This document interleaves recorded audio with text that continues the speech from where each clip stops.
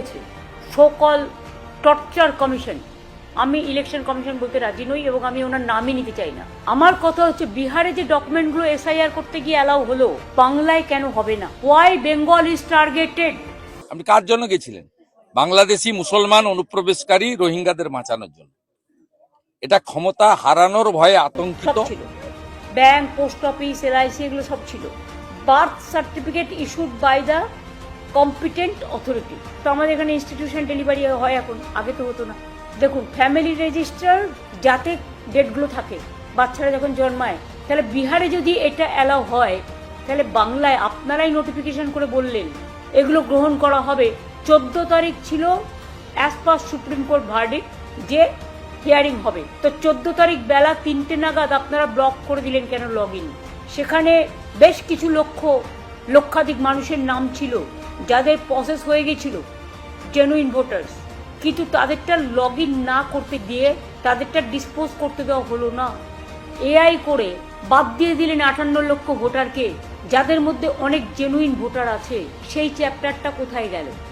আজ পর্যন্ত আপনারা দেখতে পেয়েছেন কোন ভোটার অ্যাকসেপ্টেড হয়েছে, কোন ভোটার অ্যাকসেপ্টেড হয়নি?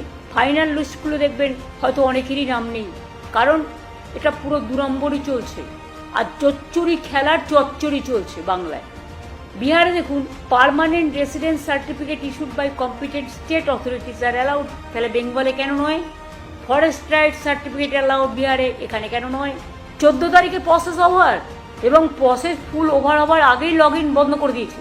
এটা কত বড় ইল্লিগাল! সুপ্রিম কোর্টের অর্ডারকেও ভায়োলেট করেছে। এত বড় অর্ডার সিটি। টাইম ছিল 21 তারিখ পর্যন্ত ডিসপোজালের জন্য, 14 তারিখে বিকেল বেলাতেই সব বন্ধ করে দিল। কেন? ভ্যালেন্টাইন্স ডে করছিল? এটা কি ভ্যালেন্টাইন্স ডে গিফট যে মানুষের অধিকারটাকে সম্পূর্ণ না করতে গিয়ে আধা আধি করে ছেড়ে দিল? এটা তো ভ্যালেন্টাইন্স ডে গিফট হতে পারে না। ভ্যালেন্টাইন্স ডে তো for justice, piece, prosperity, friendship. আপনাকে দেখেনি? উনার পরামর্শদাতা সংগঠন দুর্নীতিগ্রস্ত আইপ্যাকের লোকেরা বলেছে 58 লাখেই কাত হয়ে গেছে, আর যদি 20-30 লাখ চলে যায় তাহলে আপনি বাঁচাতে পারবেন। আপনি কার জন্য গেছিলেন? বাংলাদেশি মুসলমান অনুপ্রবেশকারী রোহিঙ্গাদের বাঁচানোর জন্য। এটা ক্ষমতা হারানোর ভয়ে আতঙ্কিত। উনার পরামর্শদাতা সংগঠন দুর্নীতিগ্রস্ত আইপ্যাকের লোকেরা বলেছে 58 লাখেই কাত হয়ে গেছে, আর যদি 20-30 লাখ চলে যায় তাহলে আপনি বাঁচাতে পারবেন।